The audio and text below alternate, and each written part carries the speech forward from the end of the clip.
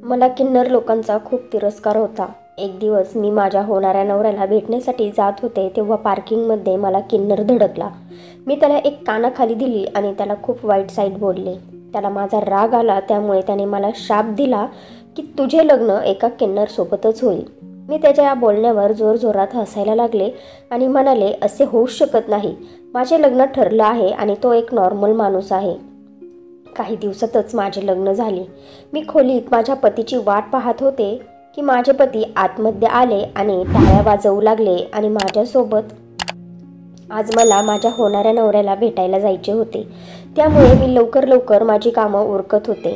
ऑफिसची जेव्हा सुट्टी झाली तेव्हा मी माझी गाडी इथल्या फेमस गार्डनकडे वळवली, कारण तिथेच आम्ही भेटण्यासाठी ठरवले होते. मी खूप जोरात गाडी चालवत होते कारण मी आधीच 15 मिनिट लेट झाले होते. वेळेच्या बाबतीत मी खूप शिस्तबद्ध होते आणि मला बिलकुल चांगले वाटत नव्हते की मला उशीर झाला आहे, कारण नाही मला वाट पाहायला आवडत होती, नाही माझी वाट पाहून घ्यायला. माझा फक्त एकच मनसुबा होता की मी लवकरात लवकर त्या गार्डनमध्ये जावे, पण रस्त्यातच मला एक सिग्नलवर गाडी थांबवायला लागली. मी सिग्नल संपायची वाट पाहतच होते की एक किन्नर माझ्या गाडीच्या खिडकीजवळ येऊन भीक मागायला लागला. त्याचा विचित्र अवतार आणि त्याचा चेहरा पाहून मला त्याची घाण वाटू लागली होती आणि मी त्याला हातानेच पुढे जाण्याचा इशारा केला. मला लहानपणापासूनच किन्नर लोक अजिबातच आवडत नाही. मला ते खूप वाईट वाटतात. मी कधीच त्यांना नजर वर करून पाहिले नाही. नाही मी त्यांच्या जवळ गेले होते. मी कायमच त्यांच्यापासून दूर राहत होते. आत्तासुद्धा मी त्याच्याकडे न पाहताच त्याला तिथून जाण्याचा इशारा केला होता, पण तो तिथून पुढे गेलाच नाही आणि माझ्याजवळ भीक मागतच राहिला. मी दरवाजा खोलून बाहेर येऊन उलटसुलट त्याला बोलणारच होते की त्या अगोदरच सिग्नल संपला आणि मी गाडी तिथून जोरात पुढे पळवली आणि एक सुटकेचा श्वास सोडला. देवाची कृपाच झाली मी त्याचा चेहरा पाहिला नाही, नाहीतर माझा उरलेला दिवस खूपच खराब गेला असता. तेवढ्यात मला माझ्या होणाऱ्या नवऱ्याचा फोन आला. त्याने मला त्या गार्डनच्या शेजारी असलेल्या रेस्टॉरंटमध्ये बोलवले. मी त्याला होकार देऊन फोन ठेवून दिला. माझ्या डोक्यात त्याच किन्नरचा विचार होता. माहीत नाही माझ्यासोबतच असे का होत होते. ज्या माणसांपासून मी दूर पळण्याचा प्रयत्न करत असते तीच माणसं सारखी सारखी माझ्यासमोर येत असतात. आता सुद्धा तेच झाले होते. जशी मी पार्किंगमध्ये गाडी लावून रेस्टॉरंटच्या आतमध्ये जायला लागले तेव्हा तिथे सुद्धा दरवाजावर परत एकदा किन्नर माझ्यासमोर आला आणि टाळ्या वाजवून माझ्याकडे पैसे मागवू लागला. मी पहिलीच खूप रागात होते. त्याने मला अशा प्रकारे थांबवल्यामुळे अजूनच माझा राग 7व्या आसमानावर गेला आणि मी त्याच रागात त्याला जोरात धक्का देऊन खाली पाडले आणि म्हणाले की तुझी हिंमत कशी झाली माझा रस्ता अडवण्याची? तुला माहिती नाही मी कोण आहे? आज नंतर जर माझ्यासमोर परत आला तर तुझे काही खरे नाही. मला तुमचा खूप तिरस्कार वाटतो. तुमच्यासारख्या लोकांची मला खूप घाण वाटते. त्यामुळे परत माझ्यासमोर माझ्या रस्त्यात येण्याचा प्रयत्न करायचा नाही. तो बिचारा रडत उठला. त्याच्या एका हातावर जखम झाली होती, पण त्यावेळेस मी त्याच्याकडे पाहत सुद्धा नव्हते आणि मला लवकरात लवकर आतमध्ये जायचे होते जिथे माझा होणारा नवरा माझी वाट पाहत होता. तो किन्नर मला म्हणाला, दीदी, तुम्ही माझ्यासोबत हे चांगले नाही केले. जर तुम्हाला मला भीक द्यायची नव्हती तर तुम्ही मला दुर्लक्ष करून आतमध्ये जायचे होते, पण तुम्ही मला धक्का देऊन खाली पाडले आणि इतके सारे बोल सुनावले. तुम्ही खरंच चांगलं नाही केलं. त्या किन्नरचे बोलणे ऐकून मी अजूनच रागाने लालबुंद झाले होते. एकतर त्याने एवढी मोठी चूक केली की तो माझ्यासमोर आला आणि त्याच्यात मला ज्ञान सुद्धा देत होता की मी चांगले नाही केले. मी कोणताच विचार न करता त्याच्या एक कानाखाली वाजवली. इकडचे तिकडचे लोक पाहू लागले आणि जमा होऊ लागले. त्यामुळे मी तिथून लगेच आतमध्ये गेले, कारण मला माझा तमाशा बनवायचा नव्हता. मी माझ्या होणाऱ्या नवऱ्याला याबद्दल सर्व काही सांगितले, तर उलट तोच मला समजवायला लागला. म्हणाला की तुला त्या लोकांचा एवढा तिरस्कार करायला नाही पाहिजे. तुला त्या लोकांसोबत असे वागायला नव्हते पाहिजे. मला त्याच्या समजावण्याचे सुद्धा खूप वाईट वाटले. कदाचित त्यावेळेस माझे डोके खूप गरम होते. कदाचित तो बरोबर म्हणत होता. मला खरंच त्याच्यासोबत असे वागायला नव्हते पाहिजे की मी त्याला एक कानाखाली वाजवली. पण मी तरी काय करू? किन्नर आणि असले लोक मला लहानपणापासूनच चांगले वाटत नाही. मला त्यांची खूप घाण वाटते. ते खूप वाईट लोक आहेत असेच मला वाटते. माझ्या मनात एक विचित्र प्रकारची चीड त्या लोकांबद्दल आहे. या लोकांपासून दूर राहण्याचा मी खूप प्रयत्न करायचे आणि जरी ते माझ्या समोर यायचे तरी मी त्यांना दुर्लक्ष करून पुढे जायचे. लहानपणी जेव्हा मी किन्नरांना पाहायचे तेव्हा मी घरातून बाहेरच निघत नव्हते आणि जर कोणी दरवाजा वाजवून पैसे मागायचा तेव्हा सुद्धा आईच त्यांना पैसे द्यायची. मला सुरुवातीपासूनच त्यांच्यावर खूप तिरस्कार होता आणि हा तिरस्कार मी मोठी झाले तरी माझ्या मनात अजूनही होताच. मी कायम म्हणायचे की असल्या लोकांना आपल्या जीवनात आणि आपल्या आजूबाजूला राहण्याचा काय संबंध आहे. ते सर्व लोक एकत्र येऊन त्यांचे वेगळे शहर का बनवत नाही. आपल्यासारख्या नॉर्मल लोकांच्या मध्ये ते लोक का राहतात. जेव्हा मी छोटी होते तेव्हा सुरुवातीला माझ्या मनात एवढा तिरस्कार नव्हता, पण जसजशी मी मोठी होत गेले तसा माझा तिरस्कार सुद्धा किन्नरांच्या बाबतीत खूपच वाढू लागला होता. आणि तोच तिरस्कार आज एवढा वाढला होता की मला त्यांचा चेहरा पाहायला सुद्धा घाण वाटत होती. त्यामुळे जेव्हा कधी रस्त्यात मला असला माणूस दिसला तर मी त्याच्या चेहऱ्याकडे सुद्धा पाहत नव्हते. आता सुद्धा मी स्वतःला चुकीचे समजवत होते की त्याच किन्नरची चुकी होती. तोच माझ्या समोर आला होता. मला वाटले होते की माझा होणारा नवरा माझ्याकडून बाजू घेईल, म्हणेल की तू जे काही बोलत आहे ते बरोबर आहे. पण माझ्या होणाऱ्या नवऱ्याने माझी बाजू नाही तर त्या किन्नरची बाजू घेतली होती आणि म्हणाला होता की तू त्या माणसाला कानाखाली मारून आली आहेस, त्याची काहीच चुकी नव्हती, तुला त्याची माफी मागायला हवी. मी तर आजपर्यंत माझ्या कोणत्याही मैत्रिणीकडे किंवा दुसऱ्याकडे कधीच माफी मागितली नव्हती, तर मग त्या किन्नरची माफी मागण्याचा कोणताच प्रश्न निर्माण होत नव्हता. मी तिथून रागारागाने उठले आणि सरळ माझ्या घरी आले. नंतर मला माझ्या होणाऱ्या नवऱ्याचा फोन आला आणि त्याने माझी माफी मागितली की आज नंतर तो माझ्या मनाविरुद्ध कोणतीच गोष्ट करणार नाही. हे लग्न माझ्या आईवडिलांनी ठरवले होते. मी त्याला साखरपुड्याच्या अगोदर ओळखत सुद्धा नव्हते, पण साखरपुड्यानंतर मला तो खूप आवडू लागला होता आणि त्याच्याबद्दल अजून जाणून घेण्यासाठी तर आम्ही आज एकत्र भेटणार होतो. पण ती आमची भेट त्या किन्नरमुळे खराब झाली होती. त्याने माझी माफी मागितल्यावर मी सुद्धा त्याला लगेच माफ केले होते, कारण लवकरच आमचे लग्न होणार होते. त्यामुळेच मी हा विचार केला की आमच्या दोघांच्या लग्नाच्या अगोदरच कोणा दुसऱ्यामुळे संबंध खराब होऊ नये.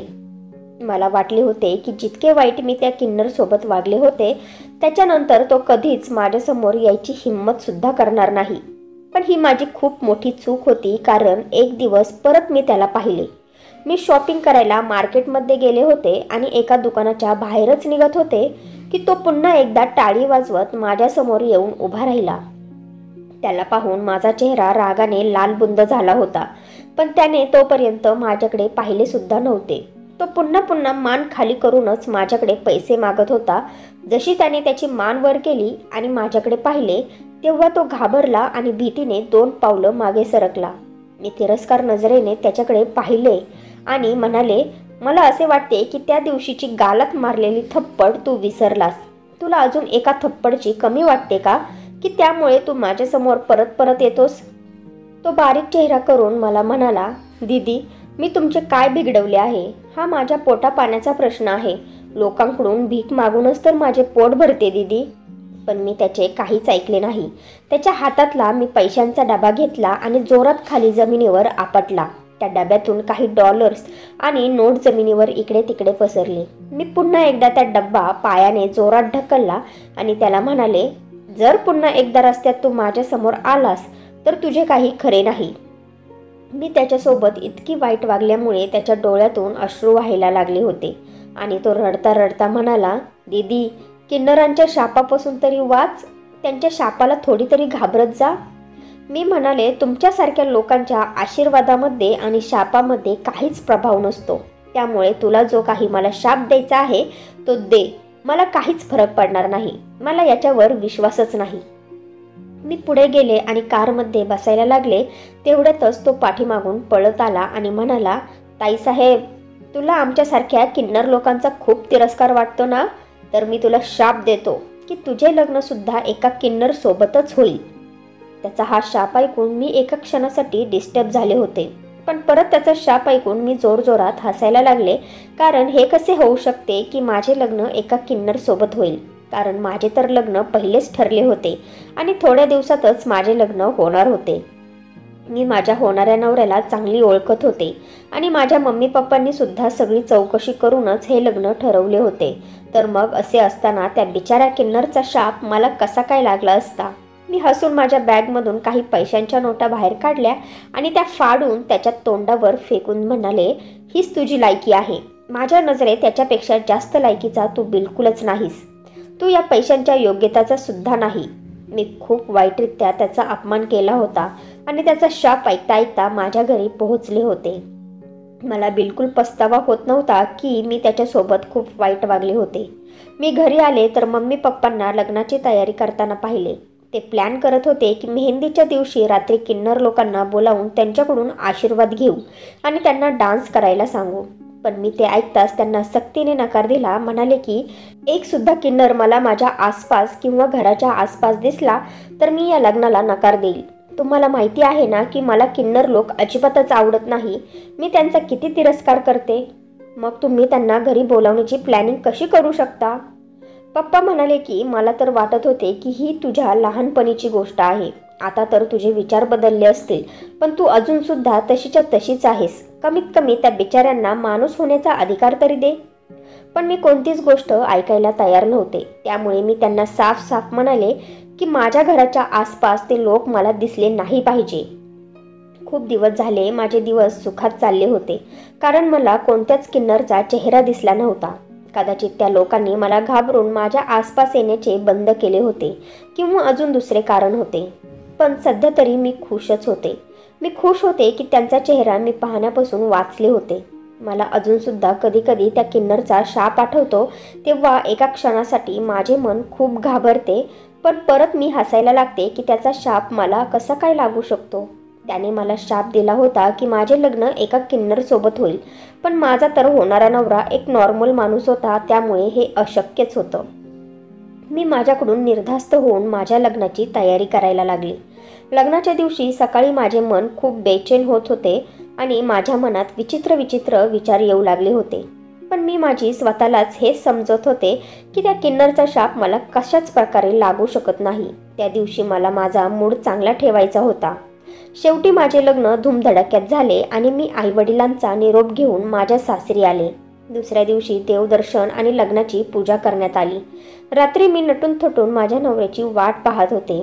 काही वेळानंतर माझा नवरा दरवाजा वाजवून आतमध्ये आला आणि माझ्यासमोर येऊन बसला.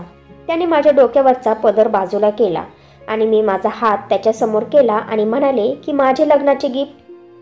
तेव्हा माझा नवरा एकदमच बेडवरून उडी मारून खाली उतरला. मी त्याच्याकडे हैराण होऊन पाहू लागले की हा असं काय करतोय. तेव्हा त्याने जे काही केलं ते पाहून माझी शुद्धच हरपली. त्याने अगदी बरोबर किन्नरांसारखी टाळी वाजवली आणि कंबर हलवत म्हणाला, अरे लग्नाची गिफ्ट तर तू मला देणार आहेस ना? हे सगळं काय होतं? माझं तर डोकंच फिरलं होतं. मी ओरडून म्हणाले, तू किन्नरांसारखा का वागत आहेस? तशाच हालचाली का करत आहेस? पण त्याने माझे काहीच ऐकले नाही. उलट त्याने खोलीमध्ये म्युझिक लावून किन्नरांसारखा डान्स करायला सुरुवात केली. त्यावेळेस त्याला पाहून कोणीच विश्वास ठेवला नसता की तो माझा नवरा आहे आणि एक नॉर्मल माणूस आहे. उलट त्याला आत्ता अशा स्थितीत कोणी पाहिले असते तर तो हेच समजला असता की तो एक थर्ड जेंडर आहे.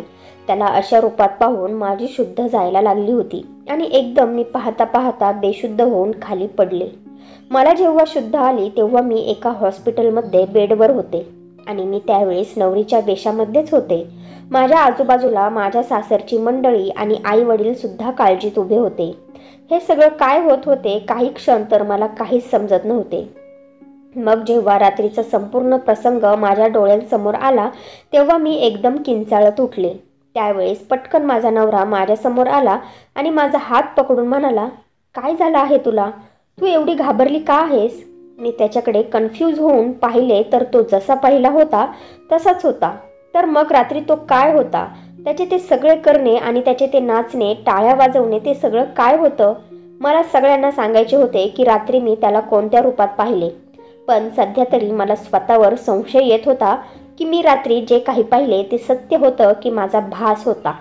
कारण माझा नवरा म्हणत होता की तो जेव्हा खोलीत आला तेव्हा त्याने मला बेशुद्ध अवस्थेत पाहिले होते. मला स्वतःलाच कळत नव्हते की काल रात्रीचा प्रसंग माझ्या डोक्यातला विचार होता की माझा भास होता की खरंच असे घडले होते. किंवा माझा नवरा माझ्यासोबत खेळ खेळत होता. मी खूप वाईटरित्या कन्फ्यूज झाले होते आणि चुपचाप हॉस्पिटलमधून परत मी माझ्या माहेरच्या घरी आराम भेटावा म्हणून आले होते. 4 दिवसांनी मी परत सकाळी सासरी गेले, कारण लग्नाच्या 4 दिवसांनी पाहुण्यांसाठी आणि आमच्या दोघांच्या ऑफिसमधल्या मित्रमैत्रिणींसाठी घरी रिसेप्शन ठेवले होते. दुपारी मी रिसेप्शनसाठी तयार होण्यासाठी पार्लरमध्ये गेले होते. जेव्हा मी पार्लरमधून बाहेर आले तेव्हा मला तोच किन्नर परत दिसला ज्याने मला शाप दिला होता. मला पाहून तर यावेळेस तो घाबरलाच नाही, उलट माझ्यासमोर आला आणि हसता हसता म्हणाला, मॅडम पाहिले ना, मी जो शाप दिला होता तो खरा झाला ना, तुझा नवरा खरंच एक किन्नर निघाला ना. त्याचे अशा प्रकारचे बोलणे ऐकून मी आतून हादरले होते. माझे शरीर थरथर कापायला लागले होते.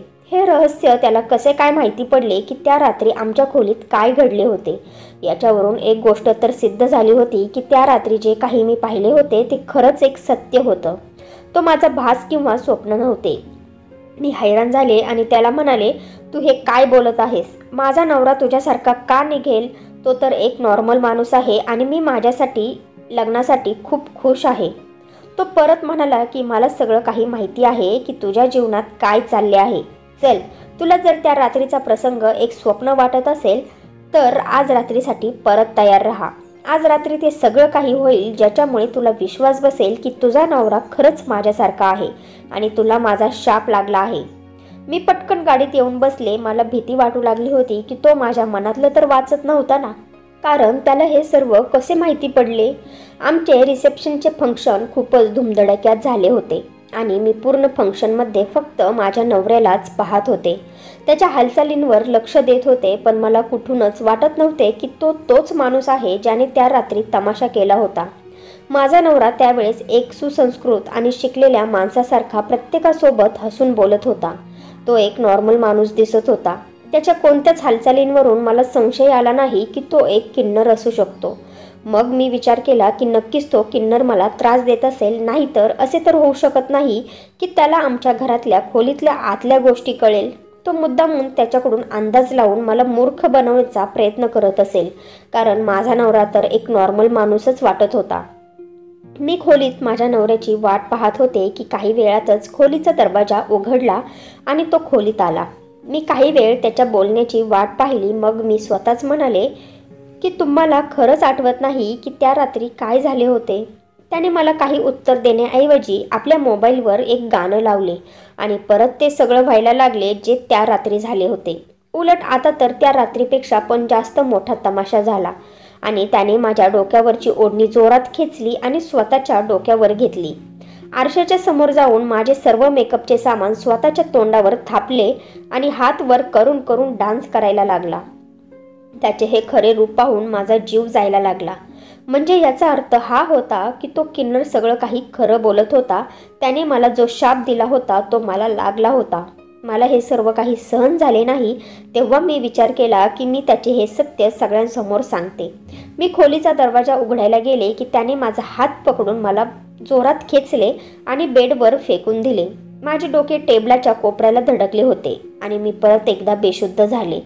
यावेळेस मला जेव्हा शुद्ध आली तेव्हा मी माझ्या मम्मी पप्पांच्या घरी होते. मम्मीने मला सांगितले की तुझा नवरा तुला रात्रीच इकडे सोडून गेला आहे. तुझ्यात आणि त्यांच्यात काही भांडणे झाली का? कारण तू बेशुद्ध होतीस आणि जावई बापू खूप रागात होते. मम्मीचे बोलणे ऐकून मी खूप हैराण झाले होते की नेमकं हे प्रकरण काय आहे. त्याने मला इथे का सोडले आणि राग तर मला यायला हवा होता की त्याने त्याचे सत्य सगळ्यांपासून लपवले की तो एक किन्नर आहे, पण उलट तो माझ्यावरच रागवला. अजूनपर्यंत मी त्याचे सत्य कोणालाच सांगितले नव्हते आणि माझ्या मते आता ती वेळ आली होती की त्याचे सत्य सगळ्यांना सांगावे. मी मम्मीला म्हणाले की मम्मी, त्यांना फोन करून इकडे बोलावून घे. आत्ताच सगळा सोक्षमोक्ष लागेल. तुम्हा सगळ्यांना माहिती पडेल की मी त्या रात्री का बेशुद्ध झाले होते आणि आता मी इथे का आणि कशासाठी आली आहे. उलट त्यांच्या सगळ्या घरच्यांना सुद्धा बोलावून घे. त्यांना सुद्धा माहिती पडेल की त्यांनी आपल्याला काय धोका दिला आहे, आपली काय फसवणूक केली आहे. माझ्या नजरेत त्याच्या सगळे घरचे अपराधी होते ज्यांनी त्यांच्या मुलाचे सत्य लपवून माझ्यासोबत लग्न करून दिले होते. एका किन्नरला माझा नवरा बनवला होता. थोड्याच वेळात माझा नवरा आणि माझ्या सासरची मंडळी आमच्या घरी पोहोचले. मला तर वाटले होते की आम्ही लोक त्यांच्यावर रागावू, पण त्यांचा रुबाबच वेगळा होता. माझी सासू घरात येताच माझ्या आईवर ओरडायला लागली की तुम्ही आमची फसवणूक केली आहे. तुमच्या मुलीचे सत्य सगळ्यांपासून लपवून माझ्या हिऱ्यासारख्या मुलाला तुम्ही लोकांनी फसवले आहे. मला काहीच कळत नव्हते की कोणत्या फसवणुकीबद्दल बोलत आहे. फसवणूक तर माझी झाली होती. मी सगळं सत्य सांगायलाच लागले होते की त्या अगोदर माझा नवरा पुढे आला आणि माझ्या मम्मी पप्पांना म्हणायला लागला की तुम्हा दोघांना तुमच्या मुलीचे सत्य माहिती होते तरी सुद्धा तुम्ही तुमच्या मुलीचे लग्न माझ्यासोबत लावून दिले. मी ओरडून म्हणाले की कसले सत्य? सत्य तर तुम्ही तुमच्या सगळ्यांपासून लपवले आहे. तो सगळ्यांसमोर माझ्यावर आरोप लावून म्हणाला होता की सत्य तर हे आहे की तू एक मुलगी नाही तर एक किन्नर आहेस आणि तू आम्हाला फसवून माझ्यासोबत लग्न केले आहेस. स्वतःचे सत्य कोणालाच सांगितले नाही. हे सगळं ऐकून तर माझ्या पायाखालून जमीन सरकली होती. मी त्याचे सत्य सगळ्यांना सांगायला लागले होते तर तो माझ्यावरच हा आरोप लावून मोकळा झाला होता. तो हे बोलतात सगळ्या घरच्यांची नजर माझ्यावर टिकून होती. सगळे चेहरे हैराण झाले होते. मी ओरडून ओरडून म्हणाले की हा माणूस सगळं काही खोटं बोलत आहे. उलट सत्य तर हे आहे की तो स्वतःच एक किन्नर आहे आणि हा आरोप आता तो माझ्यावरच लावत आहे. मी ओरडून ओरडून त्या 2 रात्रींची कहाणी सगळ्यांना सांगत होते पण कोणीच माझ्यावर विश्वास ठेवला नाही आणि सगळे त्याच्याच बोलण्यावर विश्वास करू लागले. एवढेच नाही तर माझ्या आईवडिलांची मान सुद्धा शरमेने खाली गेली होती. माझी मम्मी म्हणाली की पोरी आम्हाला माफ कर. आम्ही तुझे सत्य तुझ्यापासून लपवले. तू एक नॉर्मल मुलगी नाही आहेस. आम्ही तर तुझे लग्न यासाठी करून दिले की कदाचित हा माणूस तुला बायको म्हणून स्वीकारेल आणि तुझे सत्य कोणालाच सांगणार नाही. पण बघ ना, याने तुझे सत्य सगळ्यांसमोर सांगून तुला अपमानित केले आहे. हे सगळं ऐकून तर मी वेडी झाले होते. मी तर त्याचे सत्य सगळ्यांसमोर आणणार होते आणि इथे तर माझेच सत्य मला कळाले होते. मी माझ्या संशयात आले होते. मी नकारार्थी मान हलवत म्हणाले की तुम्ही खोटे बोलत आहात. मला माहिती आहे की मी एक नॉर्मल मुलगी आहे. माझ्यामध्ये असा कोणताच दोष नाही आहे. मम्मी म्हणाली की हो, तू एक मुलगीच आहे पण तरीसुद्धा तुझ्यात एक कमी आहे. तू एक नॉर्मल मुलगी नाही आहे. जर आम्ही तुझे असे पालन पोषण केले नसते तर कदाचित सगळे लोक तुला किन्नरच समजले असते.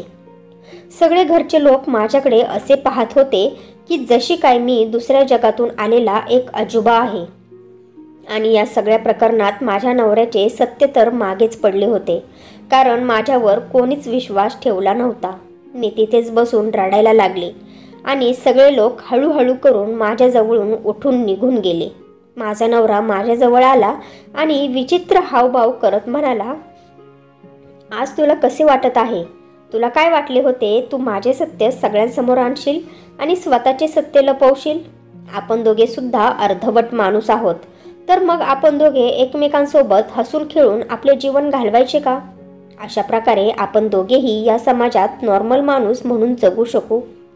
पण माझे त्याच्या या बोलण्यावर लक्षच नव्हते कारण मला हे सर्व काही स्वीकार नव्हते की मी एक किन्नर आहे, जे सत्य माझ्या आईने मला सांगितले होते.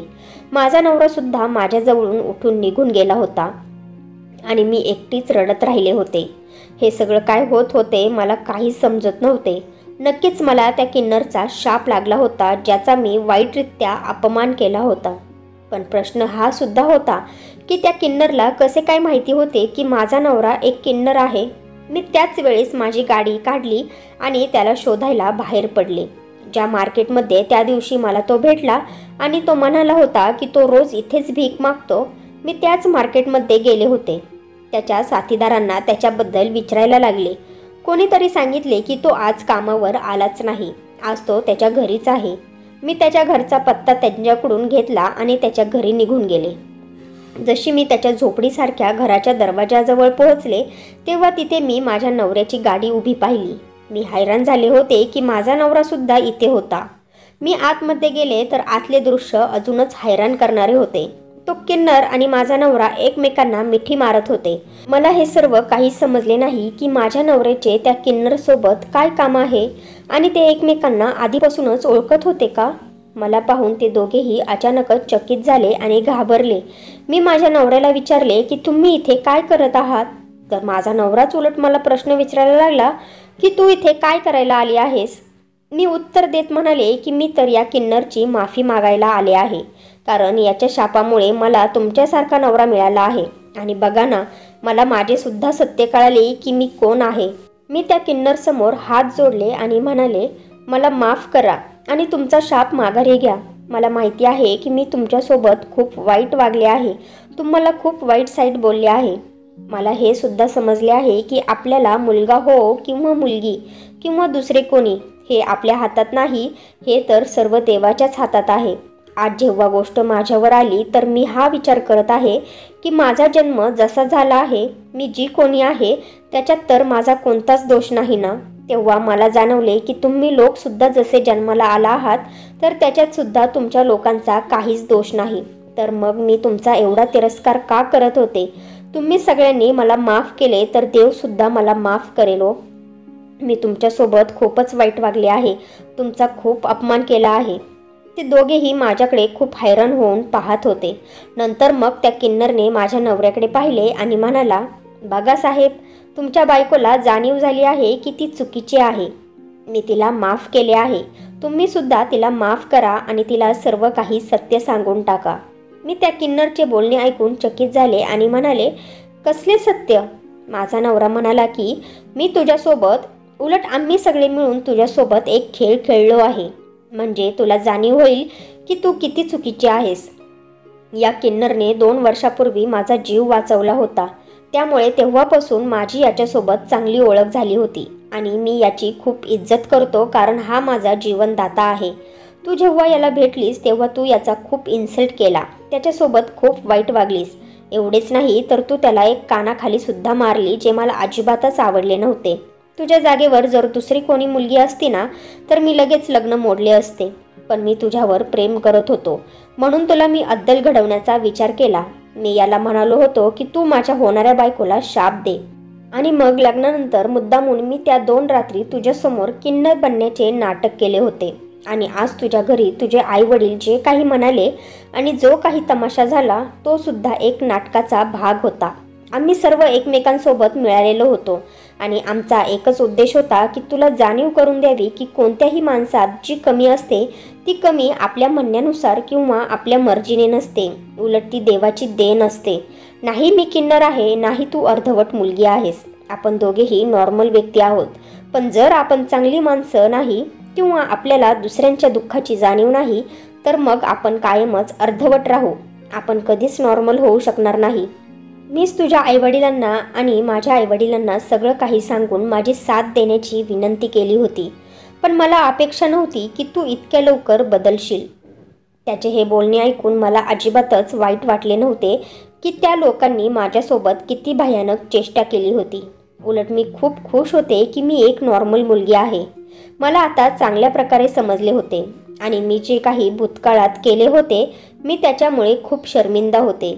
मी माझ्या नवऱ्यासोबत आता जाता जाता पुन्हा एकदा त्या किन्नरची माफी मागितली. तेव्हा तो मला हसून म्हणाला की मी तुला माफ केले आहे, पण आज नंतर कधीच कोणासोबत अशा पद्धतीने वागू नकोस. मी वचन दिले की आता इथून पुढे कधीच असे होणार नाही. आणि मी माझ्या नवऱ्यासोबत माझ्या सासरी गेले. सगळे लोक माझा कायापालट पाहून खूप हैराण झाले होते आणि मी एक चांगली व्यक्ती होण्याची प्रतिज्ञा घेऊन माझ्या नवऱ्यासोबत एक नवीन जीवन सुरू केले होते.